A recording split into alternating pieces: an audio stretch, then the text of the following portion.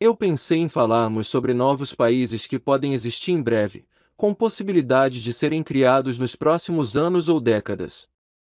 Agora, para ser claro, não estou apoiando a independência dessas regiões especificamente, então não fique bravo comigo nos comentários. Estou apenas listando as regiões em que há fortes movimentos de independência ou governos regionais que buscam a independência. Então vamos começar. Primeiro, a Catalunha. Com sua capital sendo Barcelona e localizada a nordeste da Espanha, a Catalunha deseja a independência há algum tempo. É uma das províncias mais ricas do país, então eles provavelmente pensam que podem viver muito bem sem a Espanha, e estão procurando independência tanto através de movimentos populares como até mesmo através do próprio governo regional. Houve um referendo em 2014, mas foi considerado ilegal e inválido. Das pessoas que votaram, 80% queriam a independência. Em 2017 tentaram novamente e praticamente a mesma coisa aconteceu com o referendo sendo inválido. Precisamos levar em conta que a Espanha é composta por várias regiões autônomas, muitas das quais eram seus próprios reinos até os tempos medievais. A Catalunha costumava fazer parte do Reino de Aragão, então seu desejo de independência pode vir dessa separação histórica. O problema para a Espanha é que conceder a independência da Catalunha pode desencadear um efeito dominó, e efetivamente dissolver o país em muitos estados menores, em outras comunidades como a Galiza, o País Basco, ou a Andaluzia, embora sejam menores que a Catalunha. Em seguida vem Kurdistão. Este tem o azar de estar localizado em uma das regiões mais instáveis do mundo em nosso tempo, o Oriente Médio. Eles lutaram e defenderam estados separados para o povo de etnia curda por um tempo, mas até agora eles não conseguiram a reivindicação máxima de seu território, que se espalha de parte da Turquia para a Síria, Iraque e Irã. Aqueles que querem a formação de um estado soberano alegaram que essas regiões são de maioria curda, e portanto, devem ser capazes de se governar. Outros são um pouco mais moderados e simplesmente querem mais autonomia dentro dos atuais limites nacionais dos estados nas regiões, e algum progresso foi feito neste aspecto no Iraque. O Kurdistão iraquiano recebeu o status de região autônoma. Eles realizaram um referendo em setembro de 2017, e 92% dos eleitores queriam a independência, mas o Iraque rejeitou a votação. Havia também um pequeno reino do Kurdistão dentro do Iraque na fronteira com a Pérsia na época, mas durou apenas de 1922 a 1924, e nunca foi reconhecido, então sua luta pela independência continua. Agora viajamos para a África, para leste da Líbia e oeste da Líbia. Depois da revolução na Líbia, alguns anos atrás, o país mergulhou em muita instabilidade, pelo que pude entender. Existem basicamente muitas entidades e governos diferentes tentando estar no controle e governar um país, e eles não se dão exatamente bem, além dos muitos governos autoproclamados que não parecem ter reunido muito apoio pelo menos até agora. Existem duas áreas principais de controle. Um é o governo internacionalmente reconhecido e não apoiado em Trípoli, que está no oeste. Em seguida, algumas regiões que favorecem os governos gerais de Haftar no leste, com base na cidade de Tobruk. O conflito entre essas duas principais facções pode resultar em uma divisão real do país, criando dois novos estados soberanos. Agora vamos para o lugar favorito de todos, os Balcãs. Quando a Iugoslávia se dividiu, nós tivemos a Croácia, Sérvia, Bósnia, Macedônia e Montenegro, também ao Kosovo, que como sabemos causa muita discussão em relação à sua independência ou autonomia, mas adivinhem que há outra questão de separação que todos podem discutir.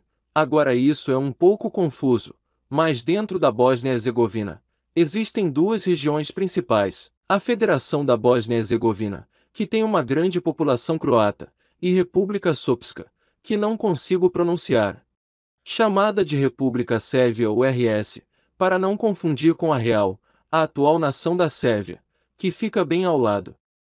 A RS tem uma grande maioria de sérvios, e por isso há algum tempo eles querem a independência da Bósnia. As autoridades locais tentaram realizar um referendo, mas o governo central bósnio recusou porque obviamente eles não querem perder um pedaço de seu país.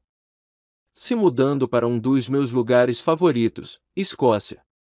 O povo escocês deu sua opinião em 2014, e por uma margem um pouco estreita eles preferiram permanecer no Reino Unido em vez de serem independentes. Mas desde 2014 até agora, muito aconteceu, especialmente todos aqueles problemas com o Brexit. Muitas pessoas argumentam que uma das principais razões que levaram os escoceses a querer permanecer no Reino Unido foi que eles queriam permanecer na União Europeia. Se tivessem aceitado sua admissão na época na União, poderia ter sido bloqueada pelo próprio Reino Unido, ou por outros países que querem desencorajar movimentos de independência dentro de seus próprios países, como a Espanha.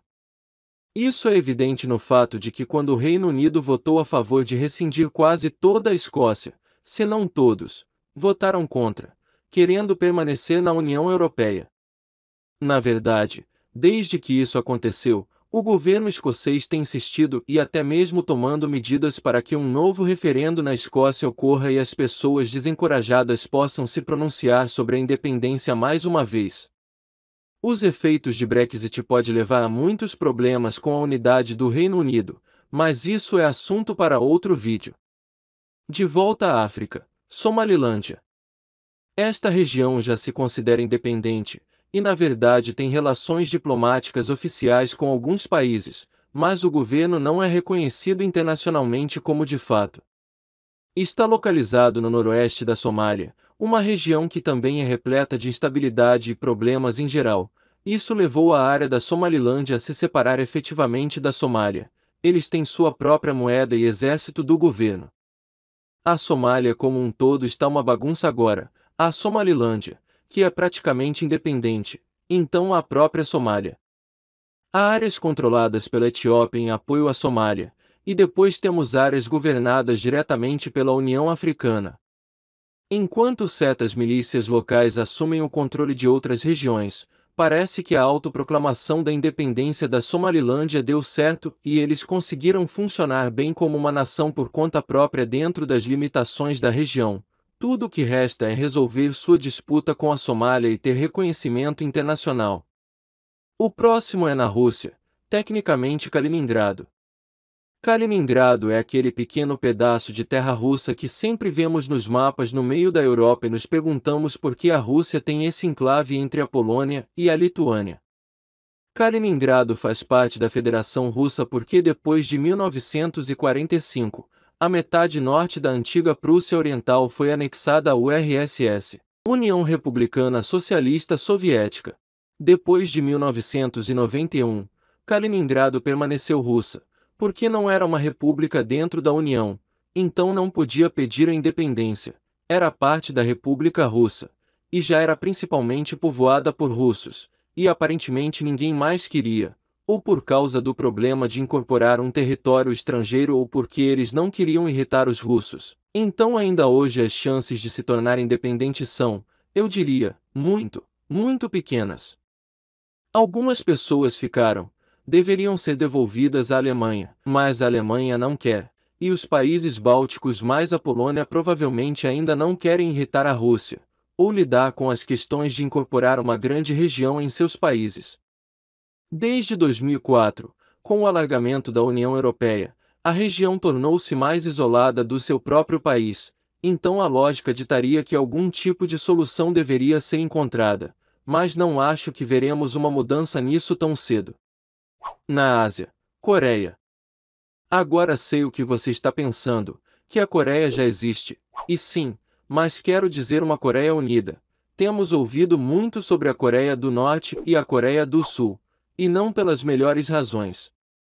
Para grande parte de sua história, a Coreia era um único reino. Só depois da Segunda Guerra Mundial e durante a Guerra Fria ocorreu sua divisão entre o Norte, influenciado pela URSS, e o Sul influenciado pelos Estados Unidos. No entanto, embora a Guerra da Coreia nunca tenha terminado oficialmente, e apenas um armistício tenha sido assinado, não um tratado de paz, há um pouco de um processo de reunificação em curso.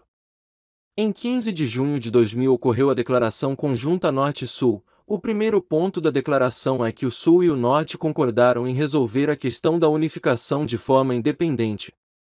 E com os esforços conjuntos do povo coreano que são os mestres do país singular, isso foi reforçado em 2018 com a declaração da Panmunjom para a paz, prosperidade e reunificação da Península Coreana.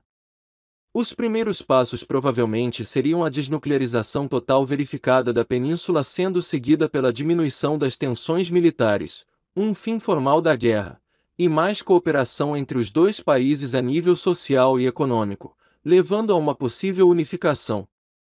Mas é claro que para isso acontecer, o regime do Norte teria de se abrir e chegar ao fim, algo que parece improvável, pelo menos por enquanto. E finalmente, Saara Ocidental. Este é um território disputado que é reivindicado pelos moradores, e também por Marrocos. Até hoje seu status é um pouco indeterminado, houve conflitos entre os dois lados e desde 1991 a ONU conseguiu impor um cessar-fogo, mas também não reconhece um vencedor e soberano da área. A nível internacional, alguns países concordam que eles pertencem ao Marrocos, outros tratam-nos como um país separado. As negociações ainda estão em andamento, então teremos que esperar e ver o que acontece. Espero que eles resolvam isso pacificamente. Então essas são algumas regiões do mundo que podem se tornar independentes no futuro, formando novos países ou restabelecendo países históricos em todo o mundo. Obrigado por assistir a este vídeo. Como sempre, deixe um comentário abaixo com suas opiniões ou sugestões. Se você gostar do vídeo e quiser assistir os próximos, lembre-se de se inscrever e até a próxima.